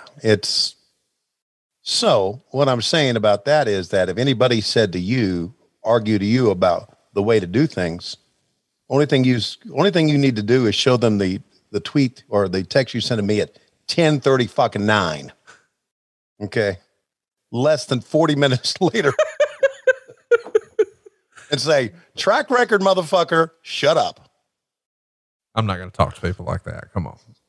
Oh, no. No, listen. You talk to me like that, but not other people. Well, I talk to you like that because you're my friend. That's just the way we talk to each other. Right. Like you texted me tonight and said, what time are we taping? And I said, whenever you want. And you said, didn't you say early evening yesterday, or were you too fucking drunk, you fat fuck? And I'm like, Tony, I just said, whenever you're ready. I literally affirmed, yes, I'm ready whenever you are. No, you texted at Stinger.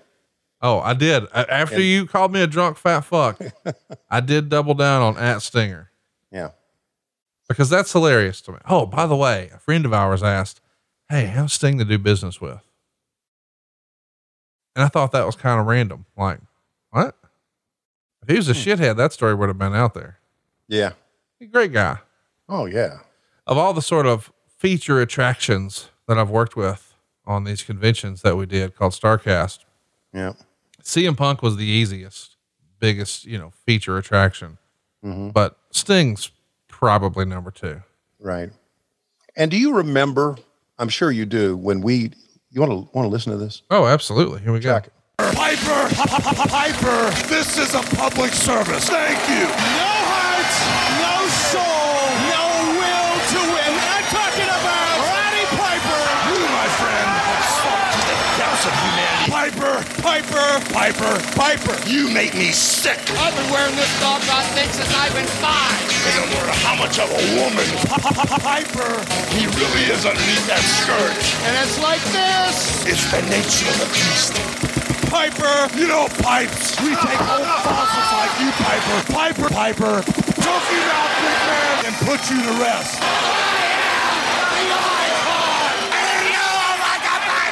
You are not an icon. Pack it up and get out of my sport and get out of my face. That is the end. Thank you of Roddy Piper. The preceding announcement has been paid for by the New World Order. Yeah, that's a Neil. I think that was Neil Pruitt production right there. Of course it was. Oh, here's another one. We got to track this too.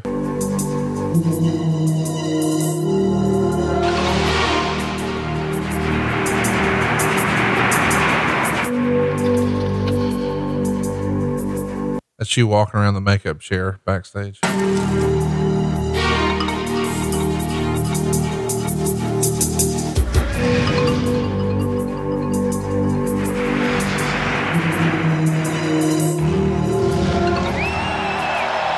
That was a great little clip. Yeah, it was. Added a mood. Anyway, I was what I was getting ready to say before we tracked that was that if you'll recall at the Starrcade in Vegas, I believe it was. Yeah. We had Sting, yes, as a guest, and I did a kind of an interview with him. It's tremendous. And I remember us in the backstage area thinking, we usually go an hour and a half. Do you think he can do an hour and a half? How's he going to be? Because Sting didn't really talk that much. Right. I mean, he did, and then he was so entertaining. Yes, he was. And it was great stuff. And it was, basically we were talking to Steve Borden about Sting. Right. Is what we were doing. And that's what you want. And that was a memorable part of that Starrcade, I think. One of the better parts, we posted a clip of it the other day on social where he talked about, working with the great Muta and about how many minutes the match should go and blah, blah, blah. Just a tremendous story. By the way, the whole episode is over at adfreeshows.com. How about that? Eric Rules Wrestling, Bite Me Vince. I wonder if they, made a specific point to get that on camera, huh? I'm sure they did. Wouldn't surprise me if we made that. Oh, really? You think so? Oh, yeah, absolutely. Oh, I didn't know y'all were low down dirty like that. Oh, well, you know what? It's the wrestling business. Think Tony Khan's ever going to plant signs that shit on Vince and put himself over? No. That's what I'm saying. There ain't no way. Hey, look, Garth Brooks in the front row. I didn't realize that. Hey, yo, here we go. Down as a result of it, then so what? Okay, I'm tired of being threatened. I'm sick of it to the point to where It's a lot easier being threatened than beat on. Let them threaten you. You probably heard by now. Yeah, we have. Okay. That in the NWO, we're taking a little survey. And it's real simple. We want to know if you're with us or if you're against us. Well, don't say you're against them because they'll beat you up. So, is everybody here in Buffalo to see WCW?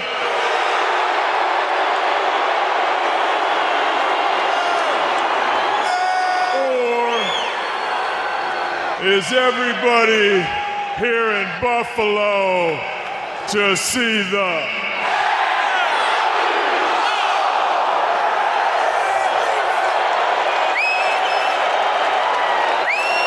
survey says one more for the good guys. By the way, I think I've told you this, but Eric is going to be spending, Mr. Bischoff rather, is going to be spending several weeks in Florida, in December. And I guess the first part of the new year to be with his family down there. He did that last year, had a blast. They decided, hey, you know what? We're going to do it again. So they're going to load up the fam, he and Mrs. B and their pup, and they head that way and spend an extended amount of time. Anyway, I'm saying all that to say, because of that, we had to get ahead on 83 weeks and we covered some not so great times for WCW. We covered Starrcade 99, covered Starrcade 2000. And in one of those shows, oh, here she is. Roll tide on that. You're not kidding, buddy. We covered heels and baby faces. And I fucking obliterated Eric Bischoff about what we just saw. And I think it's so good that you should go out, Tony Schiavone, should go out of your way to listen to it, because Eric was critical of something that was happening in WCW when he wasn't booking, about clearly defined heels and baby faces. And I argued that that was an old school way of doing wrestling. It was outdated. And now there were more shades of gray. And that phrase set him off. And he went on a rant. Then I dug my heels in and pointed to what we just saw in a major way. And the result was a pissing and shouting match that I think you personally would enjoy. Okay. By the way, how about that goof who brought in a cardboard cutout of the Undertaker and just wanted to make sure he got it on camera, so you guys had to work real hard to shoot around it? Well, somebody had put up a picture of Vince and somebody had put up a picture of Jim Ross. We had seen that earlier. And so I think they were plants. We should also mention, Meltzer would write of this show that it set the all-time city gate record. So not just for WCW, but apparently for the WWF. They've never drawn as much money for wrestling here as they did for this particular show. Did he have a number? No.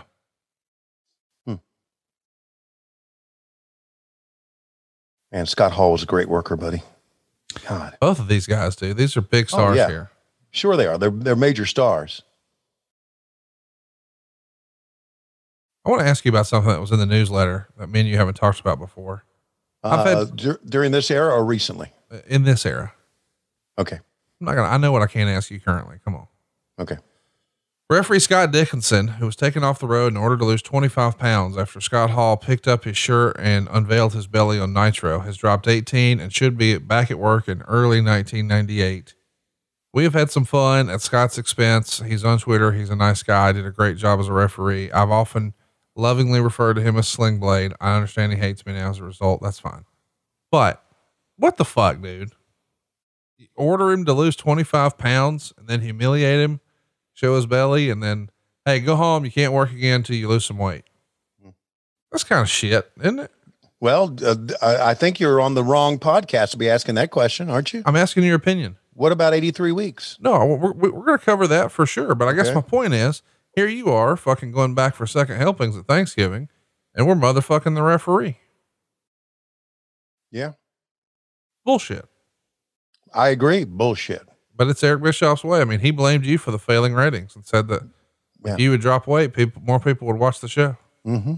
How much weight have you gained? What? How much weight have you gained? Fuck. I got to go take a shit. Eric? A little less than a minute. I'll be right back. What? Did he go somewhere? You mean I've got to do this by myself?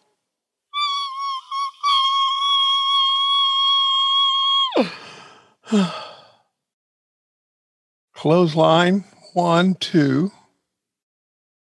What do you mean you got to do this by yourself? You said you'd be back in a minute. Oh, not me. I thought you meant. Okay. I thought you said you had to go somewhere. You said Eric was telling you you said, I'm going to go take a shit. Oh, okay. And I freestyled that you said, be back in a minute. I'll weigh less when I come back. Oh, gotcha. Jesus. I thought you said I thought you said you had to go piss or something. You're a slow fella. By the way, it was also reported here, Kevin Sullivan will be getting married at the end of the month. Mm. Did you ever meet his next wife after Nancy? No, never did. Really? Yeah. No. I think he did a good job of keeping her away from the business. Probably. I didn't think he actually got married until 2006. Maybe that was just the rumor and innuendo. That's probably what that was. You know, I mean, did you take everything you read in the dirt sheets back then as gospel? No, of course not. Yeah. But you shouldn't have. No. Okay. I probably did back then, but I don't anymore. Right. Now I've learned to know better. Right. By the way, that's not a slight on anybody. It's just sometimes, it's a whisper campaign. So you don't ever get all the details unless you're actually there. Well, you know what? I mean, the whisper campaign has now bled into major media now. Oh, for sure. It has. I mean, no. Let's just tag out. I know where this is going. No, I'm not going anywhere with it. I'm just going to say the stuff that Dave Meltzer, we used to report on, which was rumor and innuendo and not necessarily the truth, is a lot of what goes on because of the internet now. It's the internet rules news now, right? Right. It's not about if you're accurate anymore. It's about if you're first. Because the news cycle is 24 hours now. If you come out with it first, I mean, God, you see things now on the internet, news stories that are so poorly written and not even proofread that would have never happened years ago. But let's get it out first. First is what's most important now. That's right. And that's how the world has changed. So I'm not making a political statement about who's right, fake news, all that shit, bullshit. No, I don't give a shit. Let me ask you this though. This was in the newsletter. In regard to last week's lead story, there's been a lot of talk within WCW as to the 1998 plans. And as best I can tell at press time, nothing is etched in stone. If Larry Zbyszko wins, it'll be WCW on Monday and the NWO on Thursday. And if Bischoff wins, it'll be the opposite. If Zbyszko wins, he gets a match with Scott Hall. It's sold out, and they're going to have that match regardless of who wins. As far as the Starrcade lineup, it'll be a 9-match show, et cetera, et cetera. Here's the deal though. We know that ultimately that didn't happen, but there was at least once upon a time, according to the rumor and innuendo, plans for there to be a WCW show and a NWO show, with the thinking here that the NWO brand was actually hotter than the WCW brand.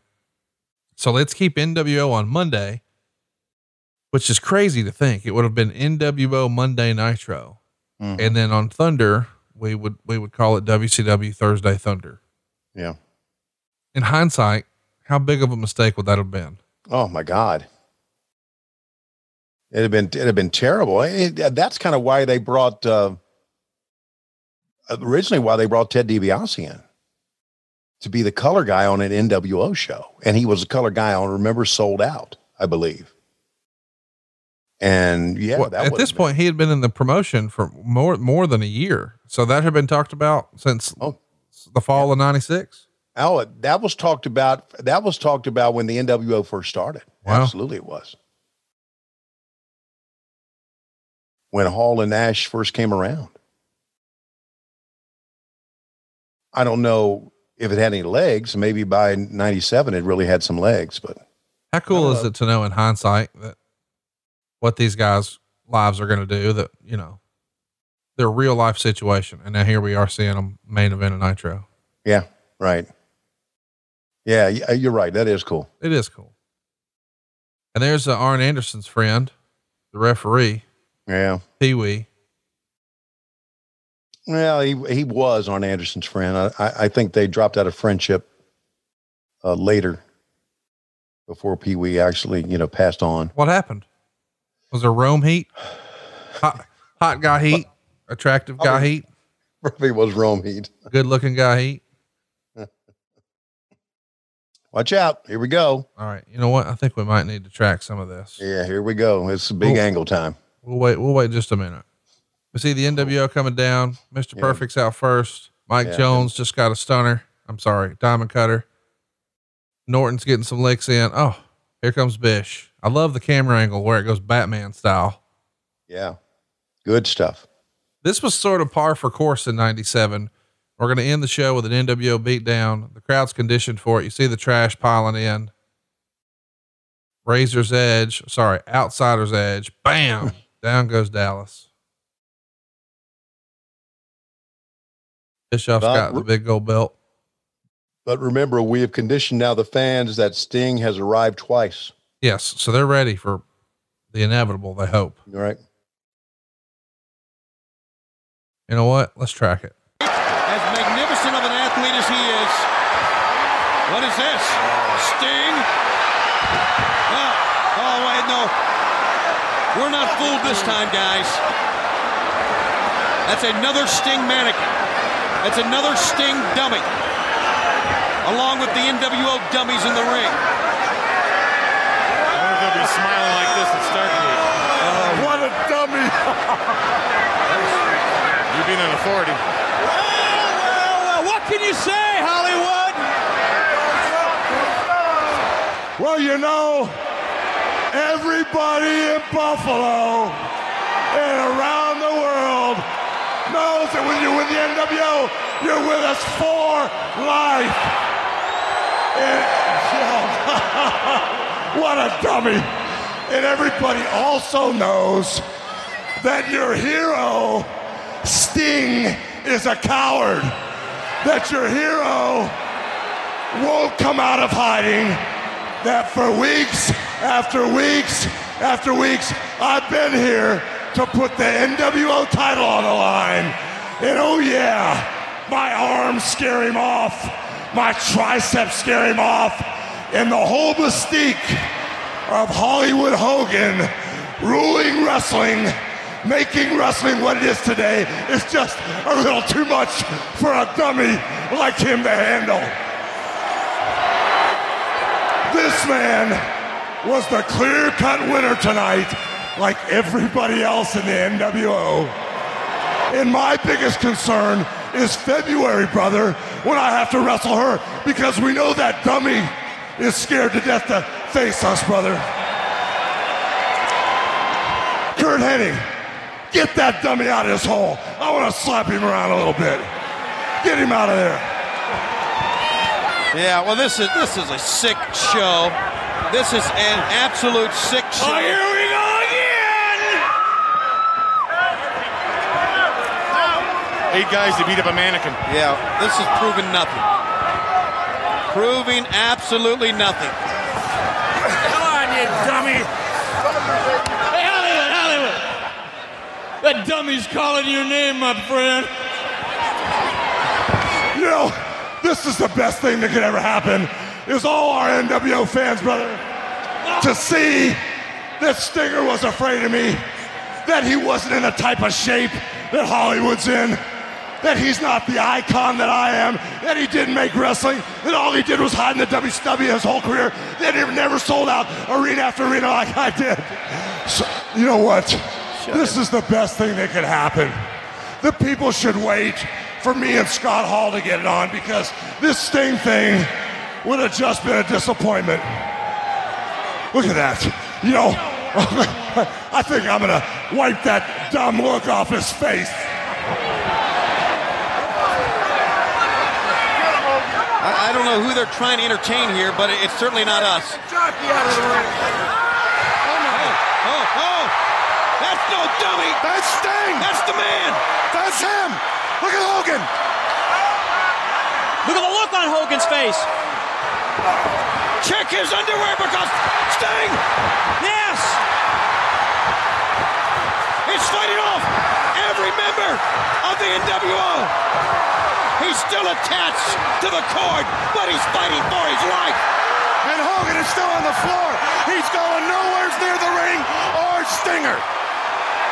Watch out! Oh, Scorpion death drop! Come on, big boy! Get in the ring! Look at Hogan. Look at Hogan. He's afraid. That's the way the show goes off the air. What'd you think? Well, you know what? It wasn't as big a pop as I thought it would be when he was revealed. It felt like Hogan was stalling a little too long. The timing may have been off a little bit right there. Yeah, right. And of course, we look at it now differently, I guess, or we're more critical now looking back at it. But I can also tell you this, it's very, very difficult when you want to end hot like that on a live show to get the timing perfectly. Right. So I'm watching this thinking, man, they're trying to get this timing exactly right. And it's going to be very difficult to do. So I get it. But I thought when the mask came off that maybe they would have a bigger pop, but we didn't. And I also got to thinking, man, how's he going to fight him with that rope attached or that bungee attached, and was able to do it. But anyway, it was all leading up to, our biggest night, without question. Yeah. And don't forget, next week, we've got another big show coming your way. It's the go home edition of Nitro from 1998. This is where they kill the golden goose. And don't forget, you get all these shows early and ad free, including video over at adfreeshows.com. And of course, the dreaded Bruce Pritchard, the Bruce Mitchell. Probably wouldn't want to watch it anyway. And don't forget, next year, we're covering Tony's favorite year in wrestling, 1986. And if you've got any suggestions for the show, we want to hear them. Please send them to us at Stinger on Twitter. Until next time, No. What? Please send them to us at P.O. Box 60, Atlanta, GA 30303. Yeah, listen, we've had a lot of fun. Appreciate all of your support, guys. Really fired up about a really fun month here. I love WCW in December. We're getting to the really big shows. Next week will be no exception. WCW is at a fever pitch. As crazy as it was in 97, it felt like in 98, it was certainly the biggest year WCW ever had. And we're headed to their biggest show with an undefeated streak and the world title on the line. Lots to unpack. We'll do it next week right here. But as for now, Tony, it feels like it's about that time.